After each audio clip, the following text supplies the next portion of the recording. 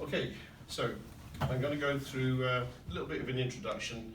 What is the change which is about to emerge and kick us quite hard up the backsides? What exactly is the blue economy, and the new technologies, the industries and policy developments that are going to be coming out of it, and towards the end where SUT fits into this. And a little picture of my past life.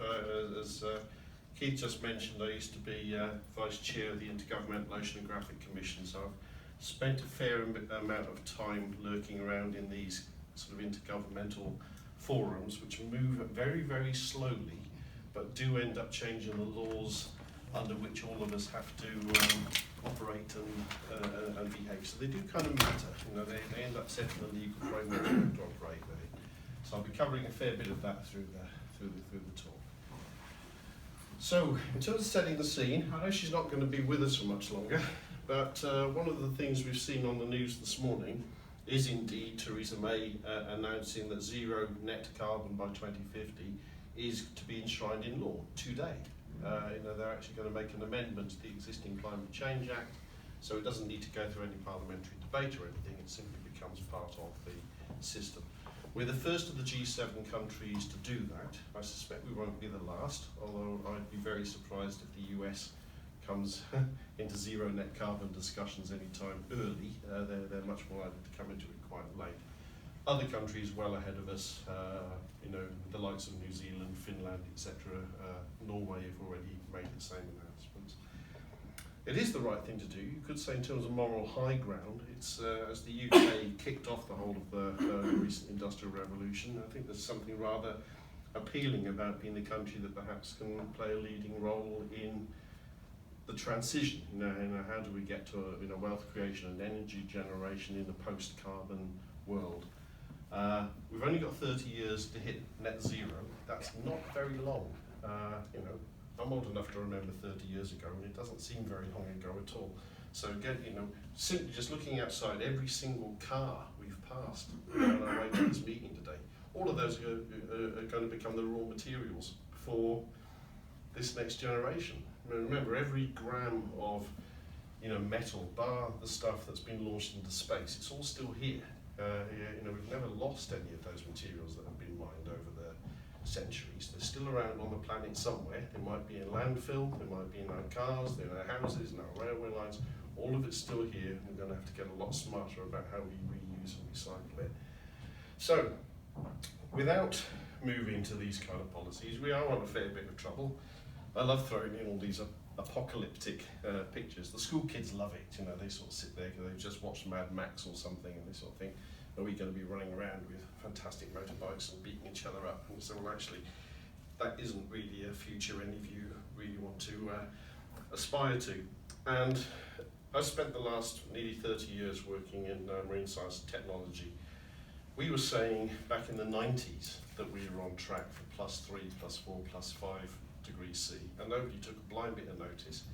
And it would have been far easier if governments globally had started taking action then than it is now, but they didn't. So we're in a much more difficult situation today about how do we actually limit things to +1.5 or +2, rather than the much higher levels. There are still some optimists around who think we're only going to get 20 or 30 centimetres of sea level rise by the end of the century. That is absolutely best case scenario. We're much more likely to end up with at least a metre. Imagine what that has, the effect even just on London, in a +1 metre. And that's an average, that's not counting storm surges, or extreme events. If you're Alexandria, the Nile Delta, places like that, +1 metre of sea level rise is very significant and starts displacing significant quantities of people. You do start looking at millions of people displaced, die-offs of wildlife and forests, no more coral reefs, all the biblical stuff, wars, famines, deaths. It's big and totally, utterly avoidable. And what we're going to be able to do in our sector, in our industry, is play quite a significant part in helping us transition from the pathway we're on now to where we can be to a kind of rather lighter future. So, there's a happy inhabitant of St Kilda with a very early form of marine autonomous vehicle. In the photograph there, the St Kilda mail boat for sending urgent messages to the shore. Very low bandwidth communication, one way only, but it worked. It's effective. You know, it shows that very, very few things we do in marine science and technology are truly new. Often they're rehashes or just slightly refurbed versions of old ideas and technologies. And human needs are pretty basic, really. You know, you need fresh water, you need a food supply, you need shelter over your head, you need to, you know, be heated up in the winter, cooled down in the summer. Security and rule of law is a good idea if you don't want that Mad Max society. Sanitation's good, helps you live, helps your children survive to adulthood. Medicines, raw materials, and then the kind of more advanced stuff, wealth creation and distribution, and, you know, I think still quite significant hope. You know, people need to have something to the future, something to aspire to. And the ocean and the seas can provide many of those required resources. They already do to a large extent, but their role is going to become even more important in coming years. So what exactly is this phrase? You see it bandied around quite a lot now, blue economy. I would say it's sort of wealth creation from ocean resources and economic activities, including energy, so that'd be the fossil fuels and the renewables, the minerals, the aggregates, the metals, the rare earths, food supply, mixture of the wild caught and the farmed shellfish and finfish. Farmed aquaculture now exceeds in terms of tonnage wild caught, and that trend is going to continue in coming years. It's construction, the offshore structures, artificial islands, and probably in the future, you know, people living in artificial structures offshore. The pharmaceuticals and this awful phrase, nutraceuticals, that I see from some of the people in the industry, the food supplements. The services, the law, the insurance, the policies, the finance related to the ocean, defence and homeland security, and quite a large leisure industry as well. So there are quite a lot of these things that mix into blue economy. Just a few examples from the ocean sector. We're going to see, I think, a substantial increase in ocean mining. We're going to see the growth of a carbon capture and storage sector, offshore energy production and storage, particularly the hydrogen economy.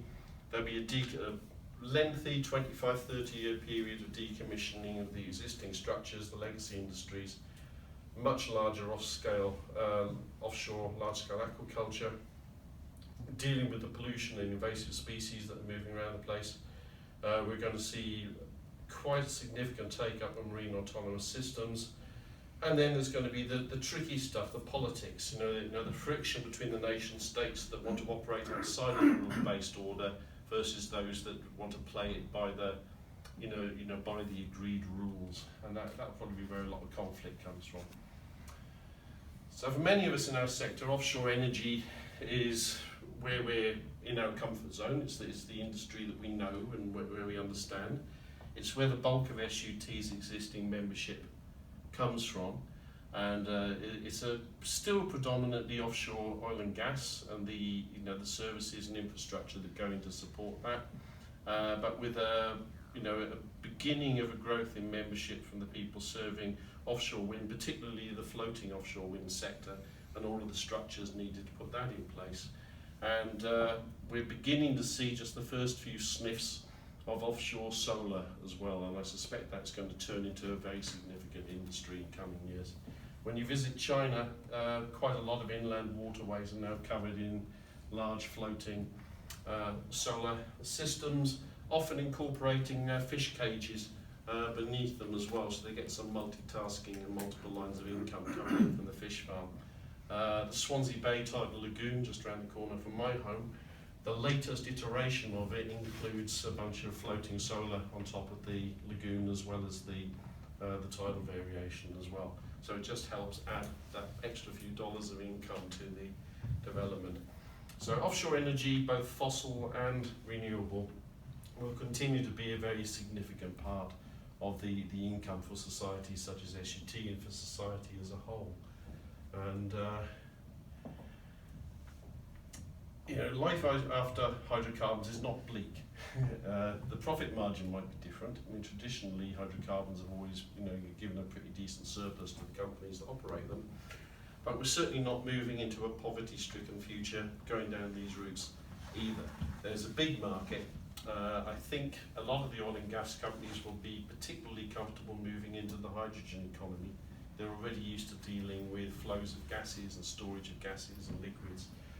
And whether it's by electrolysis or by taking hydrogen directly out of natural gas, I think there's a very high probability that we're going to see many of the existing major oil and gas players migrate slowly into the hydrogen space. There's a few wild cards around. Lockheed Martin, very well-known company, major defence contractor, and also behind a number of other industries. They, on their UK website, but not on their US website, on the UK website they've got a rather interesting section about compact nuclear fusion, which is ISO 20-foot or 40-foot scale containers, using not fission plants, not small modular reactors, but small fusion plants, scaled almost to sort of gas turbine size. And Lockheed Martin are confident they can have a demonstrator in service by 2025. Now, if they're right and they can pull that off, it's a huge game changer. If you can have small modular fusion reactors where you don't have the problems of nuclear waste and disposal that you would with a fission plant, you start being able to power towns, cities, container ships, spacecraft. They're talking about Mars in 6 weeks instead of 6 months. It's possibly even scalable down to aviation scale, because aviation always proves the hardest of today's industries to decarbonise. But if you can move to small scale, jet engine sized compact fusion plants, you start being able to have clean aviation as well. So I figure, as it's Lockheed Martin, they wouldn't stick it on their website if they thought it was a complete load of nonsense, because presumably it would have some implications on their future share value. So I'm hoping they're right and that this actually works, because it's a significant game changer. You end up moving into a world where you have a mixture of small nuclear plant, you get the hydrogen production from offshore facilities, you have your wind power, you have your solar power, and the slack that still needs to be taken up then by fossil fuels becomes a relatively small part of the total mix. And it certainly means that we can phase coal out very quickly, because that's the killer. That's the one that's got to go fast. Get rid of coal burning. The others can go later. Hydrogen economy. We're already starting to see investment, particularly in Norway. It's beginning in Scotland. It's beginning in other places. We're never going to run out of hydrogen. In the unlikely event we manage to convert all of the globe's oceans into oxygen and hydrogen, I think we'd have a lot more things to worry about than having run out of the hydrogen. And of course, when you burn it, it produces water as a byproduct anyway, so you're just feeding it back into the water cycle. So hydrogen economy is inherently clean. It's going to give us clean, abundant energy. It can be stored and transported, no problems with security of supply. You're not having to worry about dealing with some despotic regime in some forgotten corner of the world. You just get it from the ocean out the front door. And you can extract it from natural gas with the carbon re-injected into geological structures. You don't have to use electrolysis. There are problems, particularly it's not a dense gas, which is why you can burn a jet engine you can burn hydrogen quite happily in a jet engine, but the size of the fuel tank you need in an aircraft is ginormous. You might end up with something like an Airbus 380, but the entire top deck becomes a huge liquid hydrogen tank instead. So it's difficult to do with aviation, but it is technically possible. I mean, spaceflight's been using liquid hydrogen and oxygen, since the 60s. So it's a well-established technology. And UK very well placed for evolving towards a hydrogen economy. I was in Newcastle a couple of weeks ago, and there's a pilot project going in there to even see about how they start using hydrogen into the gas grid for domestic heating purposes as well. So initially looking at mixing hydrogen into the existing natural gas mix, like 5%, 10%, and see what happens. And then they're looking at how does hydrogen affect the embrittlement of metal components and pipelines and valves, etc., so that we can see how it goes. It could be a return to the old days for those of you that still remember town gas, and could Granny blow the house up by forgetting to light the oven and all this kind of stuff. Hydrogen will certainly have some safety implications, but it's probably not anything that can't be overcome. So moving into this electric future, whether road vehicles, home transportation, home heating, as I mentioned earlier, there is no shortage of metal. You know, it's all still here, bar what's on the moon or in orbit around Jupiter or anything. It's just a case of extracting it from where it's currently located and repurposing it to other things. But there are metals, particularly the rare earth groups and some of the others, that we are going to need in larger quantities than we previously mined to build the batteries, the electric motors and the storage systems for the future. Some of that will come from land resources. Some of it will come from new technologies that don't require particularly exotic solutions. But some, I suspect, will end up coming from the seabed supply. We've got Philomene in the audience here who can probably tell us exactly how many tons or estimated production there will be of some of these resources in future months. But it's going to come. We have companies such as Lockheed Martin again, involved in, now the UK Seabed Resources Limited? Yes, so because America never ratified the UN Convention on the Law of the Sea, so they can't go into this deep sea mining business, so they set up front companies in places like the UK under other names so they can carry on doing the seabed mining.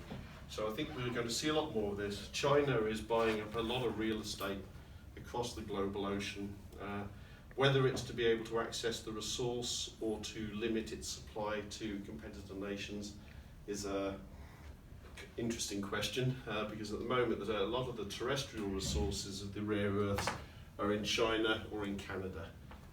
Otherwise you're sat there looking at the deep sea bed. So mining in those areas is going to definitely be a thing. That was the one of these Toyota Mirais up at the All Energy exhibition in Glasgow a couple of weeks ago. So running on a hydrogen fuel cell, but using lithium-ion chemistry in the battery. There's at least 60 kilos of reasonably exotic metals lurking around in each of these cars. And you multiply that by a few million units, and you start getting an idea of the kind of quantities ultimately produced. The other one's a plug-in Mini I test drove a few weeks ago. Great fun, good little car to drive around the place. Again, lithium-ion chemistry, these things, the market is going to add up quite significantly for these kind of metals. This is a picture you often see. It's from Soil Machine Dynamics, based up in Newcastle. The company has now been bought by Chinese owners, so they, they're buying the the intellectual knowledge that's been developed out of a originally UK-based company, so that they too can take part in this future mining boom. Those particular machines were built for the project offshore New Guinea, which was copper mining, which, as far as I know, is on hold. I don't think that's actually going anywhere at the moment.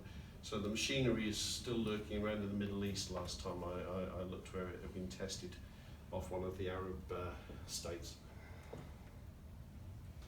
First generation mining probably will be somehow connected to a ship, but my hunch is that in future these will move to autonomous mining machines that will basically go around, do the mining, leave little piles of material down on the seabed, waiting for the market price to be right or the metal price to be right before they bother to extract and take to the surface. So you don't want to have a continuous real-time supply of metals, if the dollar price is very low for your particular component. So probably what you just make sure is that you've got some nice little piles of it, around waiting for the magic day. Then you can send out the mothership to go and collect and bring them up to the surface. But this is going to be a big industry, and in terms again of those of you involved in finance, insurance, risk, this is quite an interesting one. It's going to be quite tricky trying to figure out, particularly if you're leaving the things behind for months or years at a time to go around and do their own mining. What are the risks involved? The early adopters will have an interesting time of it. It's not just the West that are looking at this stuff either. The Russians have already started construction on the first of their deep sea geophysical research submarines. This thing's nuclear powered, designed to operate under the Arctic ice shelf. It comes in about 40% cheaper than an armed nuclear submarine because it's not carrying the weapons systems. And the things that look like wings are part of the survey material. So the thing's designed to sort of crawl along quite close to the seabed, using electromagnetic techniques to look for resources and ores in the top layers. So you're starting to see quite a lot of Russian material appearing online now. They include nuclear power modules, so these will be self-contained reactors that sit down on the seabed to power the infrastructure and recharge the autonomous vehicles and systems that will be down there doing the mining or the prospecting in future years. So we're seeing quite a lot of that. Very similar development from the Chinese as well.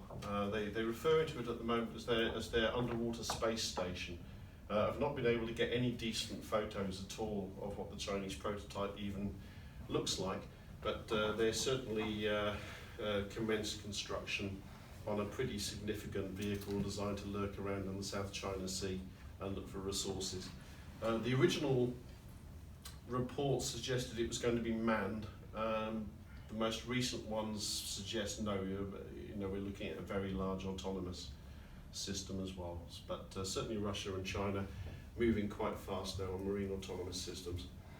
And on the deep water aquaculture side, the Norwegians have already put in the first of their the new large offshore fish farms. This was intended for salmon farming, built in Qingdao, towed around from China, installed off the Norwegian coast. And all of the future designs are considerably larger. And this is about, it's referred to as integrated multi-trophic aquaculture, IMTA, which is when you combine farming fish, shellfish and seaweeds all together in the same module. So again, you're maximising your profit. You're using a species that will eat the sea lice that's preying on the salmon, and then something that eats the species that was eating and so on and so forth, so that you get a nice little microcosm of a food chain. But that's again gives an idea of the scale of these structures. That's already in place off the coast of Norway, and we're going to see a lot more of this coming in over the next few years. Again, there's a wild card, in vitro meat production. The research is moving very, very rapidly in this now. This is where instead of growing a whole cow or a whole cod or a whole rabbit, whatever it is you're after, you just use stem cells and grow in a factory setting the meat component. So basically vat-produced meat, quivering slabs of conveyor belt of burger or giant fish finger or whatever it is, that's never actually lived, technically. The Dutch reckon they're going to be on the market by the early 2020s. I've seen Canadian scientists who confidently tell me they think it will have replaced most of wild-caught fishing by the 2050s, where you'll be able to get yourself a salmon steak or a cod steak or a tuna steak directly from a factory process at considerably lower cost than a wild-caught product and without the environmental side effects. What it does mean is that the wild fish or wild cows or whatever it is that you're interested in eating would then be the luxury product that you're able to charge the premium price for. Whereas the mass-produced stuff, the stuff that becomes burgers, sausages, fish fingers, can be basically a factory-produced product. So again, early investors who go into this kind of thing will find quite a significant return. And as my wife threw that one in, and sort of said, don't forget, you could always give up the meat altogether, which is even more energy efficient. So drugs, there are already some bioactive compounds patented and in use. It's a very expensive and slow process going down exploring the deep ocean floor trying to find bioactive compounds from nature. There's a very interesting lecture from Marcel Jasper in Aberdeen, who's already working on basically printing DNA.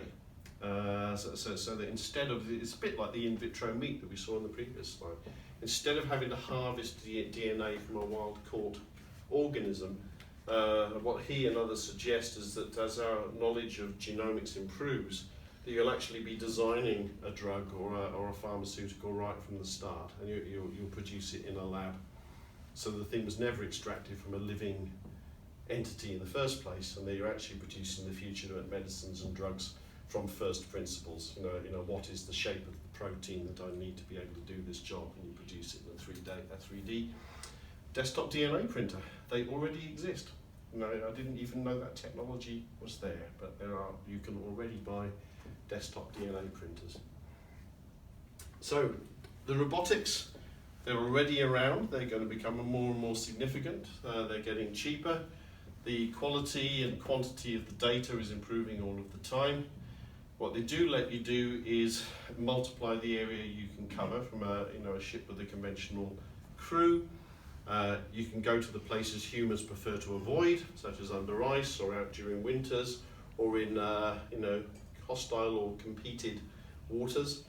They're stealthy if you don't want your opponent to know they're actually there, and of course ever improving reliability and intelligence. Interestingly, one of the first commercial companies to buy a marine autonomous underwater robot was De Beers, exactly because of this stealth element, being able to survey areas where the diamond deposits were likely to exist without competitors knowing where the survey was taking place, because otherwise people just sat there on the shore with the binoculars going, no, where's the De Beers ship having a look today, and instead you could just send out the AUV and it would do the survey for you. Simplest kind of robot in widespread use now, the Argo floats, simple profiling floats, can usually deploy from ships, but can be deployed just off the back of a rib or out the back of an aircraft. Just under 4,000 of the things in service as of the weekend.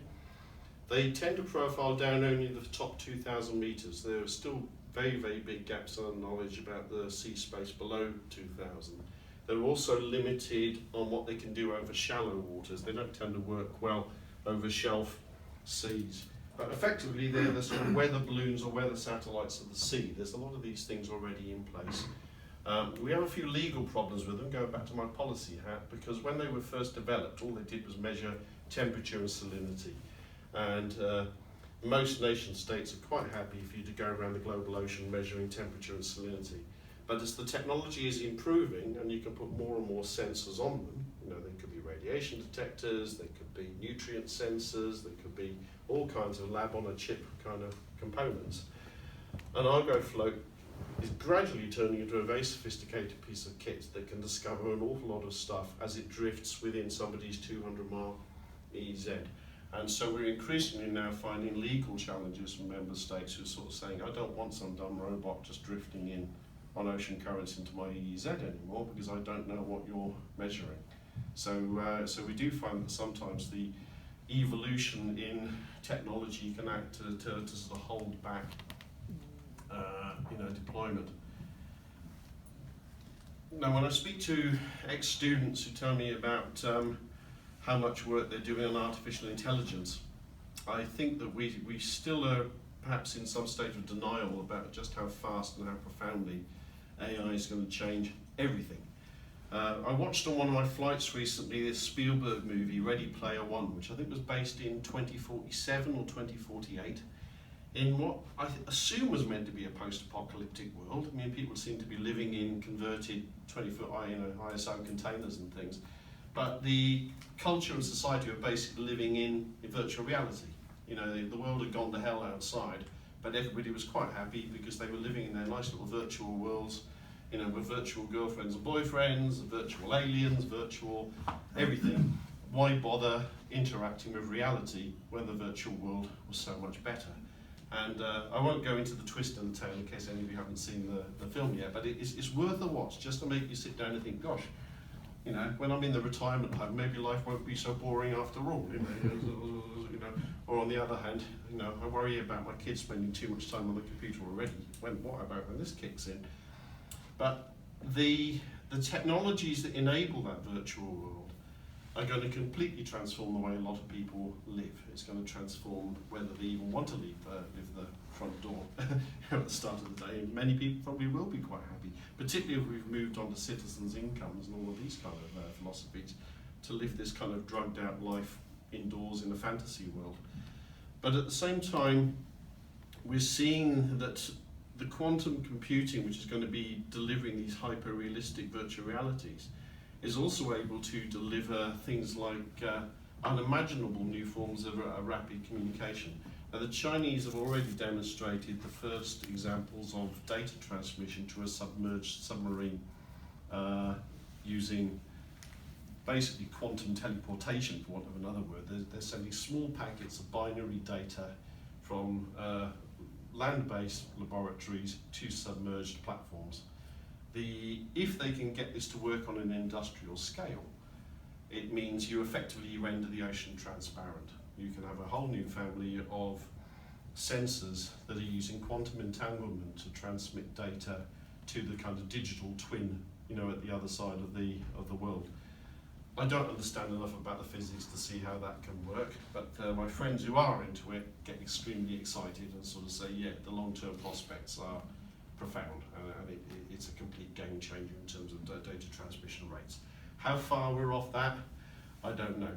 But the artificial intelligence angle, I think, is going to come in and move things quite fast, and it won't necessarily be the blue-collar jobs that are lost.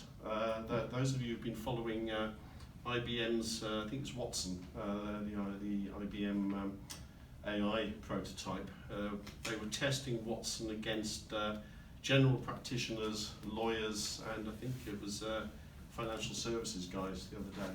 And the AI was coming out with more accurate legal decisions against the panel, faster diagnosis of the medical conditions, and making more accurate predictions of market variations. So it's quite likely that it will be some of those high-end, high-paid jobs that end up being displaced by the AI before it's the street sweeper or the car assembler. Of course, the robots are advancing rapidly.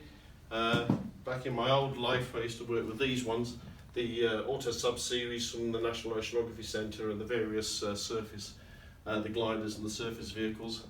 On my trips to China, I regularly see them producing now 6,000 metre rated, quite advanced AUVs, getting smarter all the time. And of course, if you nip over to Boston Harbour, you'll see them testing the the biology-inspired next generation of machines as well, which are not just very fuel efficient, because they kind of mimic the very low energy designs of animals, but they're designed to be able to go into, again, contested waters and do reconnaissance work, take photographs, listen out for things without the opponent realising the thing that's swimming around next to the ship is actually an AUV and not a fish or a shark. So the prototype's already out there. You can imagine how this technology is going to advance over the next few years. Our possible future Prime Minister, who we dissuaded from doing a Dr. Strangelove thing. He wanted to ride on the back of the Auto-Sub and have some publicity photographs waving his hard hat in the air, and we said no, you can't do that. We told him it would break. It won't break. It's rated to 6,000 metres, but Boris is quite a big guy.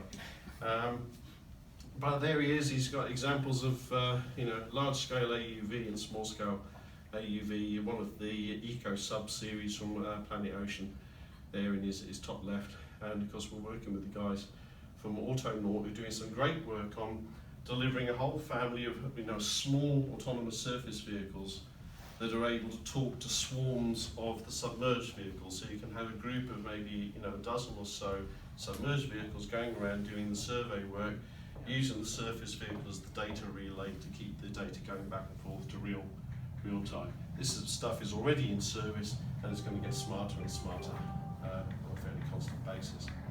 We've still got quite a few gaps in what we can do on the autonomous ships. You have the reliability and the bandwidth of the data link is still an issue. There's a significant problem with jamming and satellite navigation and spoofing. If you've designed your ship and it's got millions of dollars of goods on board, and the local computer nerd decides to sort of jam the GPS system, what happens to your ship? Where you're thinking back to the old days of the wreckers, down in Cornwall. Somebody who wanted to wreck a container ship or an oil tanker could probably find it quite easy to do if you're completely reliant upon an external satellite navigation source. Now, the energy from satellite transmissions is low, and there's quite a lot of research now being carried out in secondary means of navigation. So yes, you're using the sat-nav as your primary source, but going back to the technology we had in the 50s and 60s with the early cruise missiles, where they were basically taking star shots. They're looking at constellations and things by night to check their positions. we're going to have to reincorporate that technology back into ships and things as well. We're going to need to start taking autonomous sun sightings, autonomous star shots and various other things to ground truth. Is the GPS actually giving them real data? A simple thing like a TV camera. There is a coastline a kilometre away. My sat nav tells me I am 500 miles out to sea. You know what has gone wrong. This kind of artificial intelligence will need to be built into these systems. Issues about resistance to boarding and takeover by pirates. Under the existing safety of life at sea regulations, how does a marine autonomous system respond to a call for help? How can it take on people who are from vessels in distress? Insurance, so I know there's a few of you involved in that side. Who's going to be the first to insure a large autonomous vessel, particularly if it isn't operating as part of a convoy? If it's operating completely autonomously. What about things like port or registry, ownership, diplomatic clearance to be able to send them into other people's waters if they haven't got crew on board, IMO regulations? There's a lot of, it's not the technology, that isn't the thing that's holding back these ships, it's the legal and regulatory systems. And once they're sorted, this sort of stuff will move on quite quickly. When we speak to students and say, why haven't you taken a job at sea? One of the most common responses is lack of access to Facebook, Instagram, not able to stream my favourite movies, etc., etc. I spoke to a guy the other day who decided not to join the Navy because it would mean he might have to work on a submarine, he'd be out of contact with his friends for 90 days at a time, they'd all think he was dead. And he was serious, absolutely serious. I don't want to take a job where I'm not going to be in constant social contact. And when I said, well, perhaps in the future you'll be able to take the jobs where you control the ship from a navigation bridge that's in a nice comfy office back at shore, he's going, well, that'd be fine, great. I'd work in the marine sector if I didn't have to go to sea. Which just seems bizarre, but this is one of the attitudes we're beginning to see from some of the kids now. I mentioned earlier when I was talking about the Argo floats, there's a lot of work now on making sensors much, much smaller, in fact considerably smaller than the ones on the left, or certainly the ones on the right there. So, submersible flow cytometers, all kinds of things that are coming into service now. And one of the big game changers, which is just coming into service now, is environmental DNA sensors. eDNA is profound. This is where you can sample water from the ocean, from a stream, from a river, from a lake, and you're using short strands of DNA, the stuff that's come off hair follicles, off individual fish scales, off what the animal excretes as it goes to the water, and being able to take a water sample, process these small strands of DNA, and almost instantly get a readout saying here is the species distribution for your parcel of water just based on the DNA fingerprints there. I saw this demonstrated to me at Rockefeller University in New York. A student went out into the East River at lunchtime, 1 litre water sampler. She collected a 1 litre, popped it into the machine. By the time we come back from lunch, she had a list of 30 species that lived, in the East River, somewhere in the general vicinity of where that 1 litre water sample was taken from. It couldn't tell me how many of the animals there were, or how recently they'd last passed through, but it could tell me they were there. Friends of mine working in the defence sector are quite excited about this, because they say, hey, this is great, because every submarine has a toilet, the thing gets flushed, all we need is an eDNA sensor in the area, and it will say something with humans on board has passed through these waters at some point in the last few hours. And if it's sensitive enough and can start doing dietary components as well, you start being able to say it was a crew that ate X, Y, and Z. It's probably an American submarine or a French submarine or a Chinese or a Russian. And of course, again, lots of scope for spoofing the opponent. You'll have people flushing curries down the loo or whatever, trying to throw other people off the scent in the future. There's always a countermeasure for every new weapon. So eDNA is going to be huge. Again, naval conflict without sailors, nothing new. Drake were using autonomous ships, back in the 1500s, sending in the fire ships into the Spanish fleet. We've been using, mines and torpedoes, as unmanned systems for over a century. But the things are getting more and more advanced. This is Sea Hunter. The prototype's got a small bridge on board, but that will be taken off for the service versions, which is one of the US Navy new autonomous surface vessel concepts. The Russians going into it in quite a big way as well, and US Navy's imaginatively named XL Unmanned Underwater Vehicle program, also just received quite substantial funding to be able to send AUVs carrying other AUVs into combat areas. Again, from a legal and policy area, the technology is the problem. What is the legality of an armed marine autonomous system? If you're an armed aircraft, the traditional drone, there is a human in the loop. It transmits its data back to base. Somebody identifies the target, back in a bunker in Nevada or something, presses a button, the drone releases a missile. If you're underwater, you have no bandwidth to be able to transmit any information back to base to say, I found a target, can I sink it please? So what are your rules of engagement? How do you tell your opponents you have a large roving armed AUV in the area? Do you go back to the World War II legal frameworks we used for minefields, where you simply declare, here is a parcel of water, if you enter this area, there is a possibility you'll be trapped and destroyed. How does the vehicle know the conflict is over? Does it self-destruct on day 30? Or how do you know it did? All these kind of issues, particularly if they're very good at self-defense, they're going to be hard to eradicate. They go and sink the guy that goes out to defuse them at the end of the conflict. So quite a lot of work being done on this. And the manned submarines are advancing as well. This is the French SMX-31 concept. So we're moving away from the kind of the tyranny of the 21-inch torpedo tube, into a whole new class of vessels that have any manner of systems coming out of much larger orifices than we used to find in the old technology submarines. Seasteading, not surprisingly, the Chinese are rather good at this. They've had lots of practice in the South China Sea, and quite a few of their construction companies are now advertising their services for people who wish to expand their territory.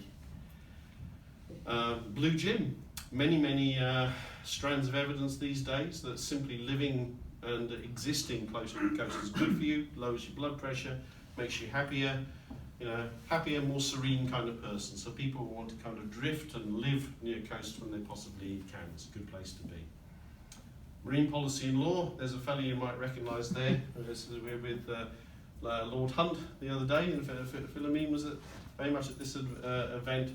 The regulations we had were written for a pre-robotic era. Environmental protection has a growing impact on things, the new ballast water rules, the low sulphur fuels, planning and zoning activities becoming more and more common. There are new systems under development for the areas beyond national jurisdiction, what used to be called the high seas. And the international rules-based order, which has largely been in place since World War II, is threatened by nation states who want to impose their own political will and ignore international consensus. And that's something that we need to try and resist. So policies are already in place now to try and deliver this blue economy. In countries like the UK, we now have the UK Marine and Coastal Access Act and the Marine Scotland Act. There's reform of the Convention on the Law of the Sea to include oversight of biological resources in areas beyond national jurisdiction. You have the regional conventions such as OSPAR and the Marine Strategy Framework Directive. We're just about to have the UN Decade of Ocean Science for Sustainable Development to kick off, and a whole raft of UN Sustainable Development Goals. This is an ancient slide. That's the Irish Sea with the Isle of Man in the middle. And this was something developed back for the Irish Sea pilot a few years ago, which some of you may remember. And it was part of the development of the UK's Marine and Coastal Access Act, where they were trying to get across to the decision makers just how many activities take place in relatively small parcels of water. So in this particular case, they're looking at the Irish Sea, and by the time you've overlaid all of the competing uses that different humans have, there isn't an awful lot of marine space left over that's completely fallow, that hasn't got anybody doing anything. And this was the driver, slides like this, that led our government, and this is now happening across all of Europe. It's already happened in Australia, New Zealand. The Americans will be introducing a system soon. We're going to end up with a whole new career choice for people as marine spatial planners. Hopefully they'll be better than some of the town planners that many of us have wranglings with over the years. You won't be able to read that, the text will be too small, but everything in those boxes, is alien invasive species, underwater noise, plankton blooms, salination, water supply, etc. All of these are areas where there are statutory requirements for measurements already. So there are already companies out there, sometimes individuals, sometimes consultancies, that live their life, that run their business just gathering this data to feed into the policy making and decision making process. As part of the UN 2030 objectives, we have a whole new bunch of sustainable development goals. For those of us working in the marine space, the key one is 14, the life below water one, but there's also 13, protect the planet, number 4, the education one, the gender equality, the clean water and sanitation, clean energies, number 7, economic growth, innovation infrastructure. Many of these 17 UN Sustainable Development Goals have a marine component to them. And if you're seeking international funding or international partners, an awareness of those Sustainable Development Goals is very useful to have, because it's something you can hang into your funding proposals and your partner searches to say that this is as part of the UN 2030 objectives. There's not that much of the ocean. I suppose it's physically big, but there's not much of it that doesn't belong to someone. In this particular case, it tends to just be the darkest areas, and this is where some of the most rapid changes are taking place in ocean legislation.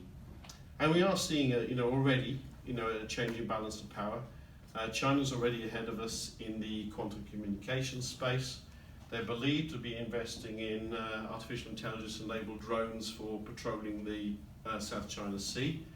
For those of us that like buying big aircraft carriers, you have a particular problem with these DF-21 and 26 missiles, which are anti-ship ballistic missiles, which can carry a nuclear warhead and designed to sink things like Nimitz-class carriers or QE-2 class carriers. What it effectively does is render their coastal seas as no-go areas in the event of a genuine conflict. It's all right to send your freedom of navigation operations during peacetime when no one's likely to fire back, but in a genuine conflict, you're going to keep your major assets well out of those regions. So whilst there's no evidence of hostile intent, they are developing very strong self-defense and power projection capabilities, and it's very much up to us to decide what kind of relationship we want to have with that future superpower as we sort of move into the second half of this century. You combine that with the Belt and Road Initiative, and of course as we take the ice off the polar shipping routes, you end up with a much shorter route between Western Europe and West Asia. It leads to a very profound change in the balance of power for trading relationships and who you're going to be buying and selling your goods off. Just down to the last couple now. The nice thing when you're inspiring the kids is that this planet isn't the only place in the local neighbourhood that has oceans.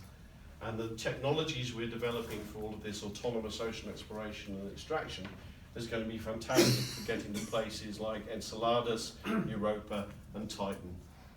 Titan's perhaps the easiest. It's one of the moons of Saturn. It doesn't have an ice cap and it's an ethane ocean. So you can build robots to explore an ethane ocean on Titan. All of the chemistry on Titan appears to be what our Earth had several billion years ago in its earlier stages of life. I think Brian Cox is doing Saturn next week in his series on the planet, so he'll probably have an interesting section on Titan there. It's like a proto-Earth, and it'll be a fantastic place to explore. It's in a perfect alignment in 2047 for a mission, get a nice submarine out there for 2047. So the kids that go to university now or well into their education system could be the ones that send the first robots out to explore the ocean of Titan, in not that many years from now. Europa and Enceladus are harder to do because you've got to melt through ice to get to them, but again, substantial liquid, we believe saltwater oceans underneath the ice caps. So we're entering a period of profound change. The old model, balance power, is changing. There are abundant clean energy resources available, and we will be able to feed the people.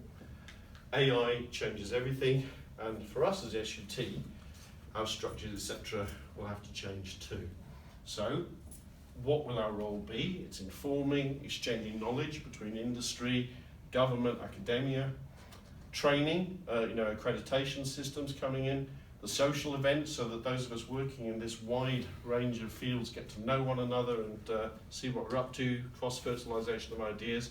We want to champion the innovation and build partnerships with the other learning societies like IMREST and Marine Technology Society, who are operating in a similar space. That's our current network of branches. You guys here, London, Southern England, including our Southwest chapter. We've got stuff happening in Newcastle, Aberdeen. Houston branch have relabeled themselves USA branch now because they're expanding their activities outside of Houston into the wider country. Singapore, we have West Africa out of Lagos back in action. Perth, Kuala Lumpur. New one that just started a few months ago out of the United Arab Emirates, and any of you that know Adrian Phillips, he's doing a fantastic job in getting stuff off the ground in Dubai and Abu Dhabi. Rio branch is a bit quiet, but it's still alive. Same with Bergen, and the Beijing branch, not surprisingly, is growing at quite a rate. I'd give them a slightly different version of the presentation if I was talking to them. Next one to open is Canada. We're going to start off in St John's, Newfoundland, in third quarter this year, and then gradually spread out and affect the whole of the country. We've had requests to get one going in Cairo. We also have a request to get things off the ground in northwest England, because there's a cluster, people like Barrow and Furness and Lancashire and places who'd like activities, and a request for us to do much more in the central belt, so to get down to sort of Glasgow and Aberdeen, do more stuff with Strathclyde and such like. So we're going to add some new special interest groups and committees. So we've got a new one just about to launch called Sensors and Instrumentation. Defence are up and running now. We're going to reinvigorate the ocean resources one, which had basically fallen into disuse, and also reactivate the Marine Policy Committee. We're introducing a mentoring scheme, particularly for the early career people, and very, very soon our first patron scheme for anybody that sat on top of a nice pile of money and would like to be an SUT patron. We'd really welcome that. In September, we're launching professional registration. At the moment, you have to be a member of IMREST or IMECI or the civils to be able to be a chartered marine engineer or chartered marine technologist or chartered marine scientist. We're going to be the guinea pigs with IMREST to be their first licensed body to be able to issue accreditation for SUT members who don't wish to also join IMREST. So you'll be able to be an SUT member and register with IMREST Chartered Marine Technologist scheme initially. So you'll have the CMAR Tech post-nominals, and I'm hoping that will attract in quite a lot of people who up to now haven't joined because they couldn't see, well, why join SUT versus one of the people able to offer chartered status. And we're going to try and improve our social media and press presence, start doing things like press releases. So I better stop it there. I know some of you have to go at about past. That's with our Beijing branch, which, as you see, is young, dynamic, very active. There's a single Nigerian who managed to get in there as well. He was working as a lecturer at the Petroleum University of Beijing. So we have our Nigerian member together with a bunch of the University of Beijing undergrads there.